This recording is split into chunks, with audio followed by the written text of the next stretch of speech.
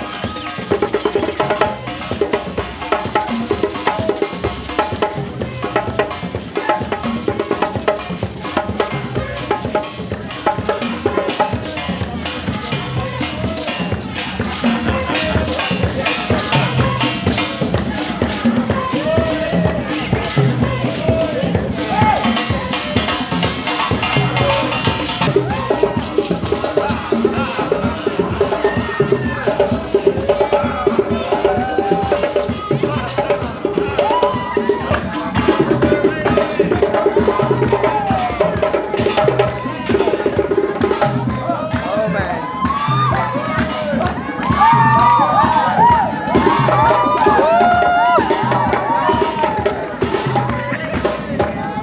Oh my God. So, Reggie, over to you then, starting from believer to another believer potentially. I don't know, but we'll find out. But with every new technology, there are risks and costs associated. But your company has jumped right into this business model, right in the heart of blockchain technology. What can you share from your perspective and experience that can put people's minds at rest, certainly the doubters, and encourage them to take this leap that you so much believe in? Well, unfortunately, if I put the doubters' minds to rest, I would probably get fired.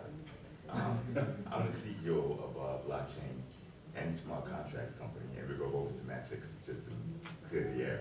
And my job is not to put anybody's mind to rest, it's to convey the truth. For anybody who doesn't really know what blockchain technology is, just a quick 10-second primer. It's a technology, it's a database that allows you to do business with her without knowing her, without being able to trust her, without engaging in any counterparty risk or credit risk, with full transparency. She could do the same thing with the guy across the aisle. He could do the same thing with somebody in Beijing, he could deal with somebody in Dubai, he could deal with somebody in New York, all without knowing them, trusting them, or having to vet them for credit or counterparty risk. This is a phenomenal invention.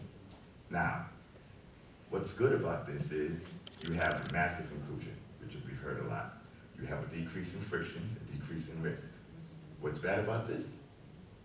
Nothing, unless you make money by standing in between you and her when they do a transaction.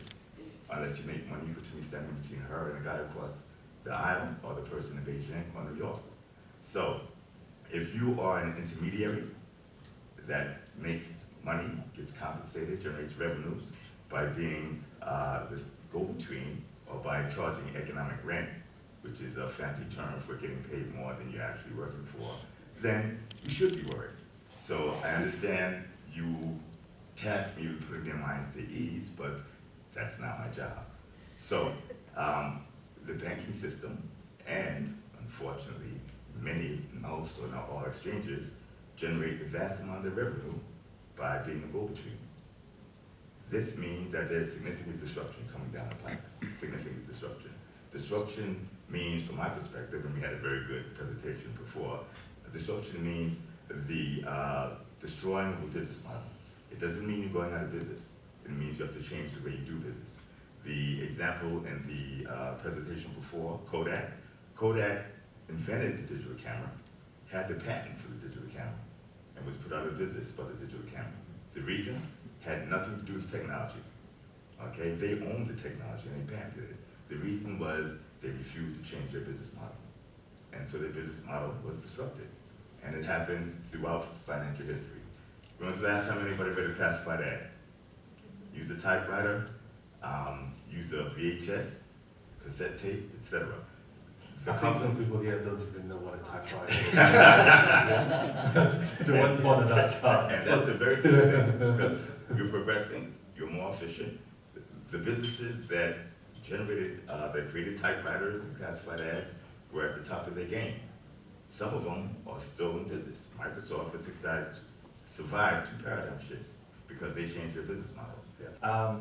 With nearly 1,500 cryptocurrencies in the world and growing by the minute in all sorts of variants, is convergence a prerequisite for successful adoption of blockchain technology and cryptocurrencies? If so, how can this be achieved? Absolutely not. Number one, as Abu said, the vast majority of these applications are not currencies. It's a misnomer spread by the media. But let's assume they were currencies. I'd say I can name about 132 currencies, national currencies, currently in the world. Is the convergence of these 132 currencies necessary for the Kenyan shilling to survive? No. That's the answer. So it's very easy to answer the question if you take it from a realistic perspective. Well, I take it I answered both questions. I guess I could have short there. But the primary issue with the technology in general is a lack of education. You have some cryptocurrencies such as Dash, Monero, currencies made for privacy, for rapid transactions, etc. But the vast majority of these platforms, applications, or commodities or assets have specific uses. For instance, our token has nothing to do with currency.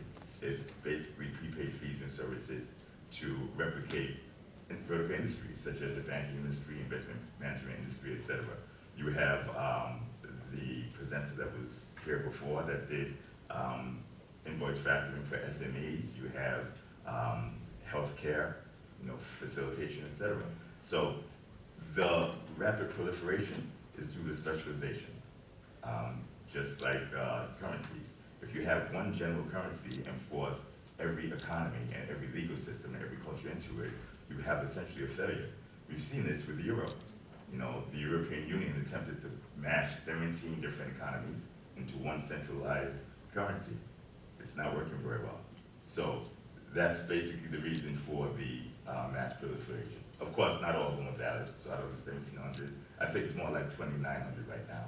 But out of this mass amount, you have failures, and there's startup organizations, and startups have a very high failure rate. Yeah. If you then take blockchain technology and its various applications in terms of going the other way, how can African stock exchanges specifically leverage blockchain technology for new products, for consolidation, for collaboration? What can they be looking at? Yeah, what African stock exchanges should be looking at is, first of all, the opportunity. And the opportunity, I enumerated for you the value, which is 356 billion. Now, the other issue is, what does the technology do? The technology just ensures two things. One, anybody or anyone, anywhere in the world can invest instantly into, let's use the example of Kenya, because it has taken the initiative even to have a discussion. The turnover of the NSE, for example, in a day or even a year, is trumped by, say, the Bitcoin turnover in 24 hours. Now, why should the Nairobi Stock Exchange look aside and not allow people to trade Bitcoin on its platform? Now, the issue becomes the technology. The USE has servers that were bought for a lot of money, but may not be a lot of money. Now, the blockchain technology works simply off the internet. There's no server required. So the entry is simple. It's just the internet. So that's the first issue. The technology ensures integrity of data, meaning that it's very transparent. There's no way you can hide anything or change anything. And I'm sure even regulators will be happy about that. The other issue is you don't need a lot of qualifications, IDs, passports. To buy shares, let me use very live examples. To buy shares here in Nairobi, I have to fly from my country, went to Diane, took a passport, residence, I forgot my bill, I had to go back home, send it. Then I had to open an account. Then I started the whole process again. Go to the bank account, to the bank, take your passport, and all that. After the bank, then I have to go back to my bank and do a transfer to Diane Blair. Transfer so much money to Diane Blair. It took 4 days.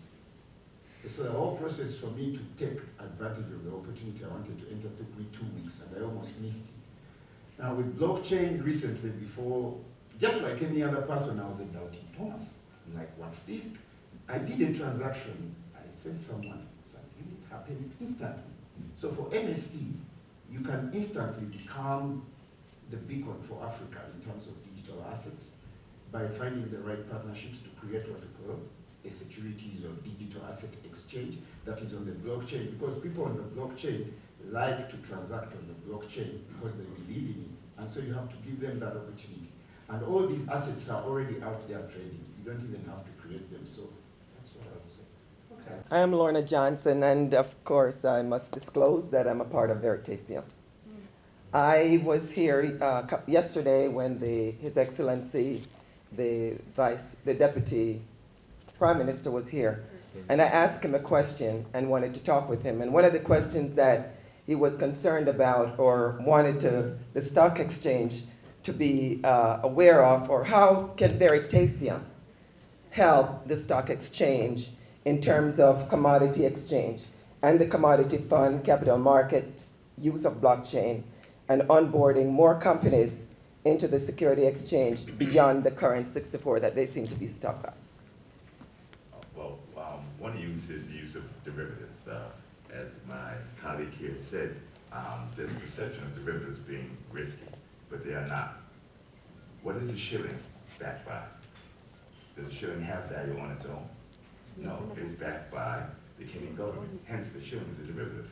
So if you think derivatives are risky, you think your own national currency is risky. So derivatives are simply something that are backed by something else. If you use blockchain technology and smart contracts, which are basically programming the little tokens that run along the blockchain, you have an infrastructure that's already built for you, and you can build applications, products, investments rapidly enough where I can bring a commodity exchange or a commodity ETF to the NSE in 7 days. This commodity exchange doesn't have a specialty. You take a token, as a matter of fact, you take a digital token, you have one here, right? You put something in the token. Let's suppose you want to make a cattle commodity. You put a legal representation of cattle into the token, write a smart contract for whatever rules you want it to have, and let it run along the blockchain, served by the NSE and the brokers. You could do the same thing with the rice farm. You could do the same thing with shares, gold, platinum, bauxite, basically any natural resource or synthetic resource produced in Kenya. As a matter of fact, the NSE can, because of their reduced costs, as they didn't have to build this infrastructure, can lower the cost of access. So now you can do an IPO with small companies. So instead of doing SME invoice factoring, you could do an SME public offerings using equity as in this container versus anything else such as cattle. Making use of the technology begins with understanding. Okay, a lot of people think that the technology is risky. They think of Bitcoin as risky. And if you take a look at the economic definition of risk, okay, which is deviation from expected return or basically losing money, Bitcoin is very volatile. That gives the perception of risk. The vast majority of the volatility in Bitcoin comes from its price shooting up. So if I sell this to you as a Bitcoin, it shoots up 40,000% in price. Its volatility flies through the roof. Standard deviation explodes. Are you smiling? Yes. Your only concern is when the price goes where? Down. Now the price of Bitcoin has went down a lot, but it's went up much more than it's went down. So you take its risk, you compare it to its reward, and its risk-adjusted reward is greater than the shilling, the US dollar, probably every stock on the Nairobi Stock Exchange, every stock on the S&P 500 and the LSE 100. That's an actual economic definition of the risk-adjusted reward. Okay, so you could do the same thing with Bitcoins. You can introduce Bitcoins to the NSE. You could do the same thing with small and medium-sized companies as long as they're properly vetted. You could do the same thing with commodities. So, and it is not an exaggeration to say within 30 to 90 days, you have a fully operational commodity exchange and a fully operational small capitalization market. And in 30 to 90 days, sans regulatory issues, of course, which can be solved by sandboxing, is actually pessimistic.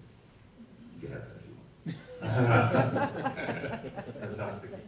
Are there any other panelists who wants to add to that question? Yeah, I would like to add, because people need to understand, because things get lost in the words blockchain, and for those who want to understand, it's simply that instead of storing things on the same server, and things may not be a good representation, you need to know who owns what stock in order to transfer it. So that information is the reason why you see the institutions like NSE exist, to ensure integrity. They have a central securities depository, which certifies that you own an asset, because we're talking about investment. Now, what blockchain does is that it allows many users to verify that information, and so it's stored on very many,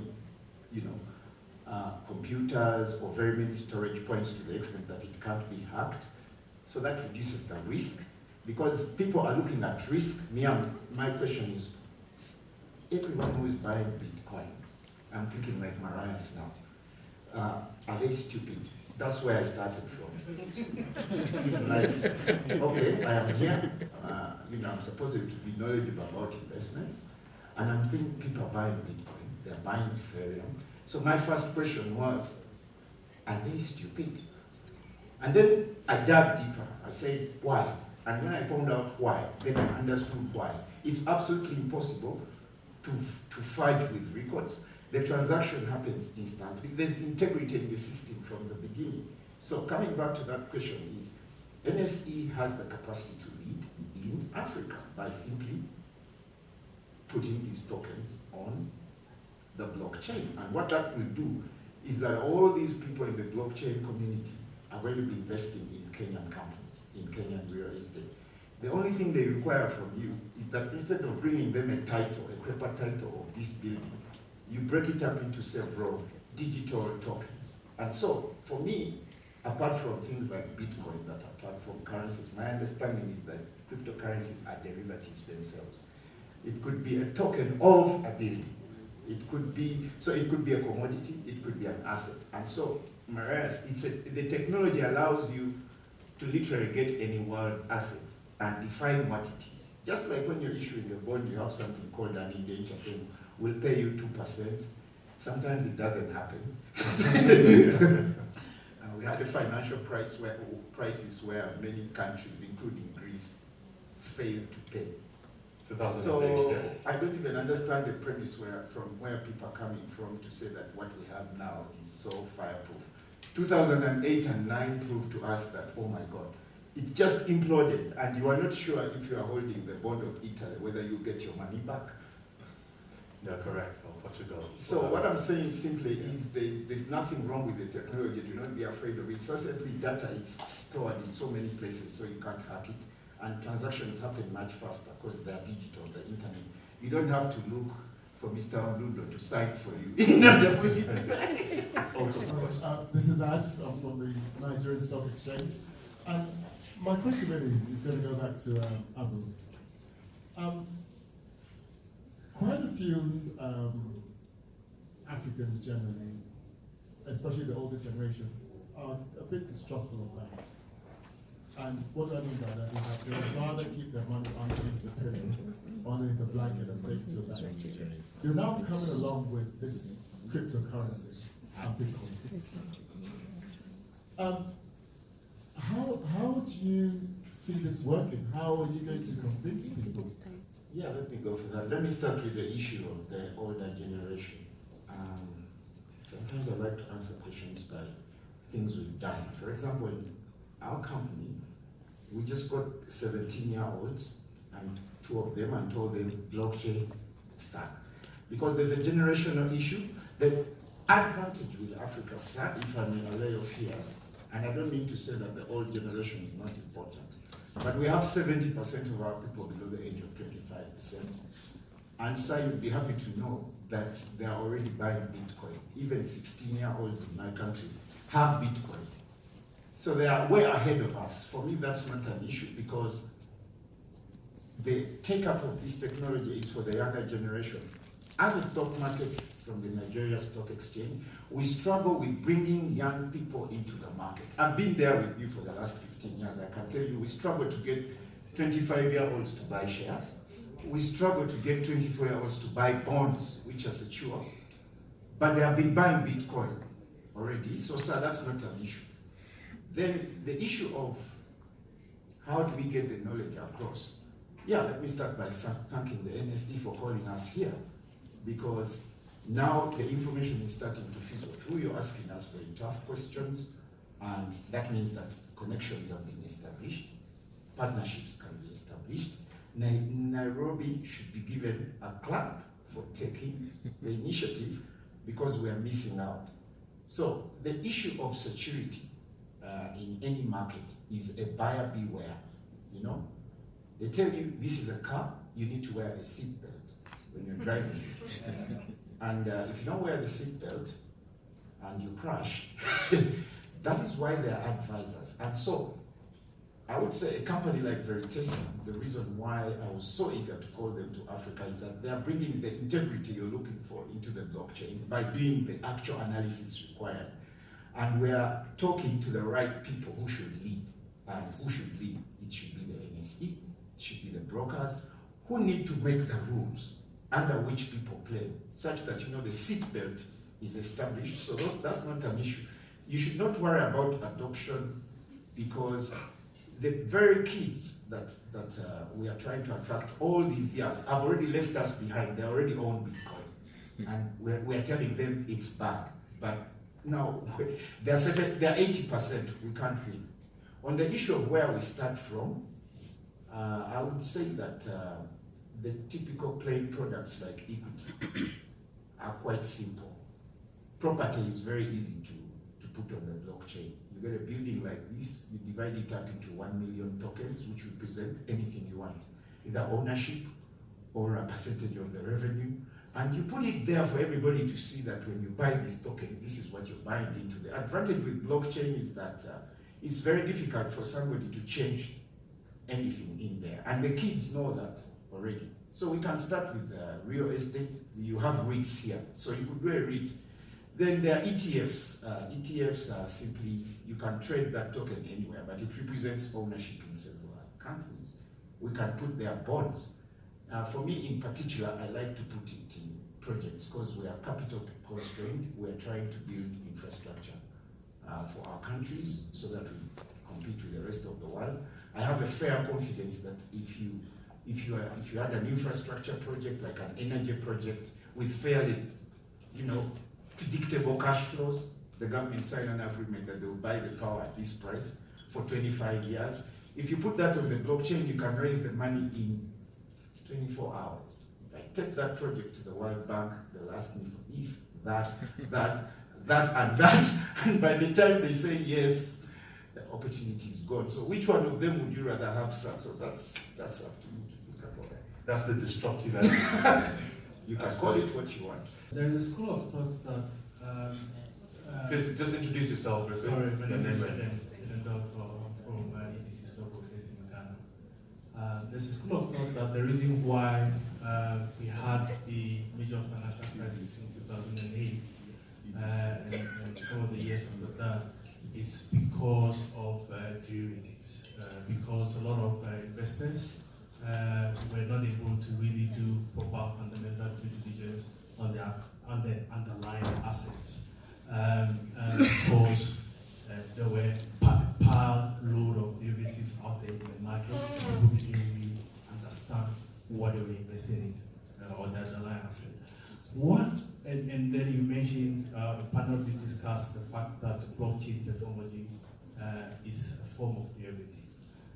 What kind of clarity can you put around that discussion to assure or give investors assurance that they will be able to understand really the underlying asset behind the technology? So you talked about REITs, for instance, but if I'm really investing in the blockchain technology or buying a token, maybe I don't understand, but does the technology give me the ability to really know what I am buying, the underlying asset, so I can be assured that the power company, for instance, the revenue is going to come through or not, or it's just token that I'm buying on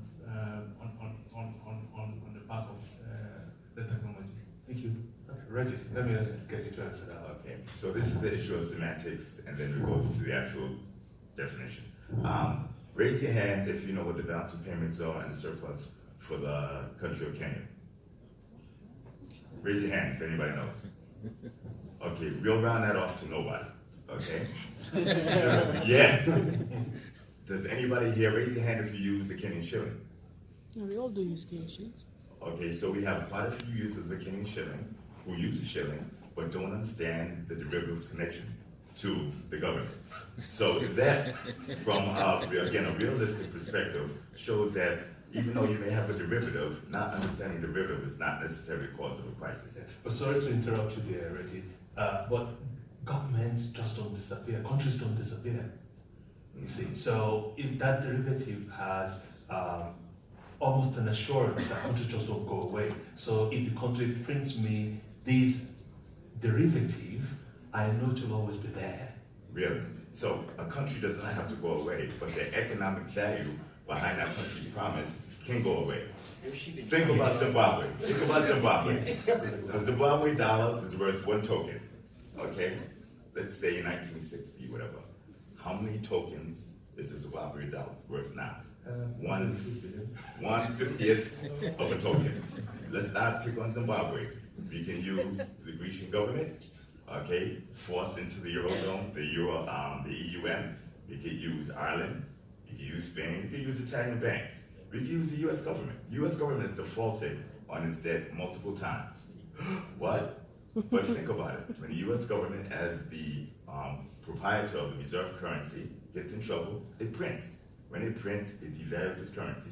Hence, it doesn't pay you back the value that you initially borrowed. That's just a quick counter to your assertion. Okay, but putting the concept of derivatives being risky aside, what caused the 2008 crisis, and I'm sort of like a mini expert on that. I predicted that crash, I predicted Bear Stearns fall, Lehman Brothers, etc. Because it was very easy by reading balance sheets. It's fraud. Fraud caused that, not derivatives. So derivatives are not bad, but lying about the value behind the derivatives and then selling those lies is bad, particularly once the balance sheet inverts.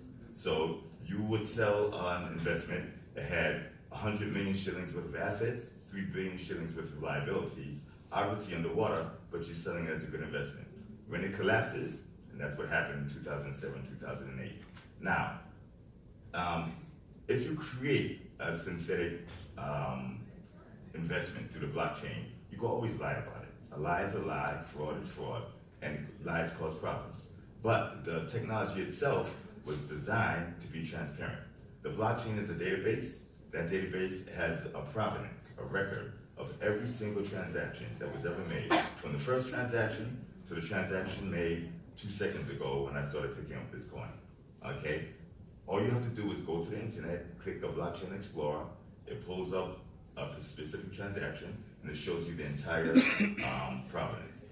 Instant auditing. It's like having a built-in PwC or Ernst & Young in every transaction.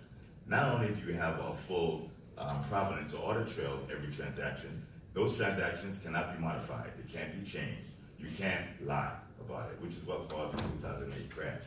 So, A, derivatives aren't risky or bad. Lies are risky and bad. B, you have transparency in blockchain transactions. Now, if you're very smart, you can just create something, lie about what's in it, and then put it in the blockchain.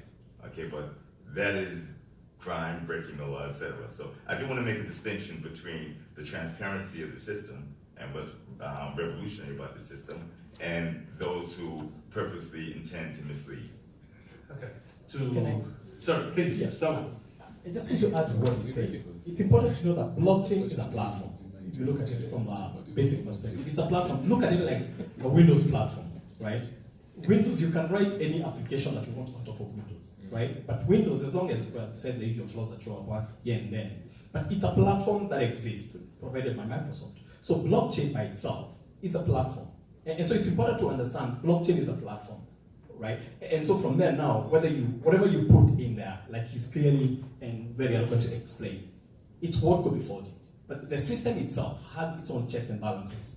Of course, I guess maybe someone will highlight some of the inherent risks that could be there. But by default, and I guess this is where the flip between crypto and blockchain really, sometimes we sort of cross the path. And you're absolutely right, Samuel. But in rounding up very quickly, I don't think we've answered this question, but I think in a simple and straightforward way, there's the distinction, a very clear distinction. His question, by the way, is around, tell me how to establish the intrinsic value of an investment on a blockchain technology. Now, that's a very generic question, and that will vary from the underlying assets that blockchain technology is driving. So if it's cryptocurrency, it could be very, very tricky, but if it's property, it could be, or cows, it could be very, very straightforward as a word. But to summarize, if there's one thing the audience needs to take away from this, it's that there's the blockchain, which is the technology and the guts of it, and then there's what you do with it, which is the application of blockchain. And for the uninitiated, there are three things to remember about blockchain. It's a common database, number one. So that means that you can actually, as a database, you can put assets on it, and you can put clear owners of the assets against it.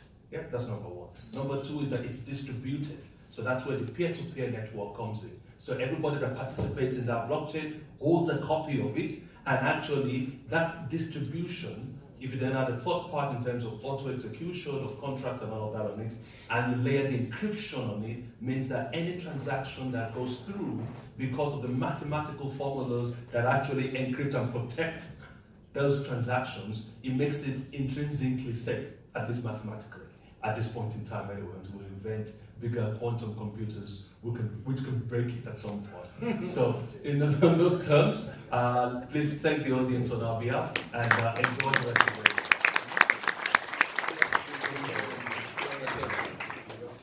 Let's appreciate the panel.